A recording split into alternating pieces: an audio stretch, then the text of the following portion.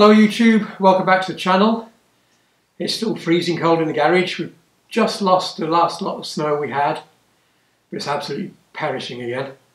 Just a quick update on the import of the Firebird. I did a video on how to register your classic motorcycle, apply equally to cars or any other vehicle for that matter. And 5.5 weeks later, I now have an age-related number, which is a historic bike, obviously, on that, 1971. I have my logbook returned, well not returned, my new logbook I should say, and the DVLA even sent back my photographs and the copy of the receipt I sent them from DK Motorcycles where the bike originated.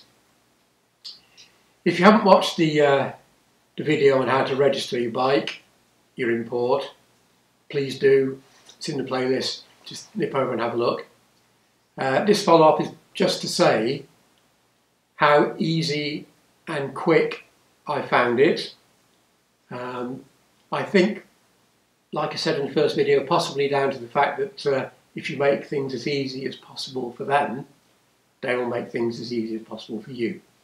So 5.5 weeks from the day I sent it to the day I got the V5 back, which, given Christmas and New Year fell in that period where everyone shuts down for about 10 days anyway, and also the pandemic where the DVLA are in Swansea and Wales have been very, very badly hit, sadly, I think that's exceptionally good. So, very happy. Now the second part of the video, and it's a quick update really, which doesn't make me very happy at all, is although I live in a very low crime area, and I do, the figures are about half of where I used to live, and where I used to live was regarded as very low crime. Somebody broke into the garage. They kicked down a wooden door brazenly. 7 o'clock in the evening, I knew nothing about it, I was watching the telly, until a neighbour knocked on and said, "Your garage door's lying on the floor and all the lights are on." So I came out, quick look round, and I couldn't immediately see that anything had gone missing. Now that I've had a proper look, despite the stuff that is in this garage, and obviously you've seen me use tools of all sorts, they actually finally ended up, it would appear, with a pair of vice grips and a very old rusty screwdriver, which sadly depresses me the most because it's actually appeared in some of these videos. It's an old Stanley one. I've had that since I had my FS1E when I was 16, which is, well, 40 odd years ago, near 45 years ago. And now it's gone.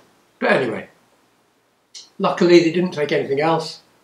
So I've had to spend some considerable time and effort making a door, which is a real pain. So I'm just adding this bit on just as a warning to all us garage tinkerers not to ever get complacent, because no matter where you live, there's always the potential that some idiot is going to try and get in.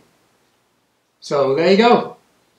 So I'm waiting for the arrival of a steel mesh door, which will go over the inside of my wooden door, and hopefully that will stop any further intrusions.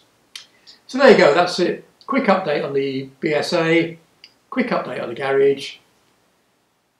Please subscribe.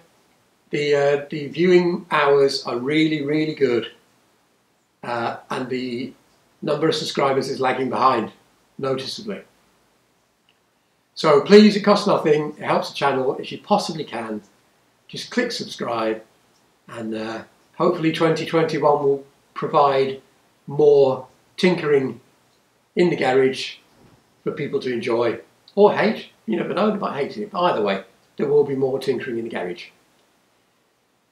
So that's it for now. Thanks very much for watching. Bye bye.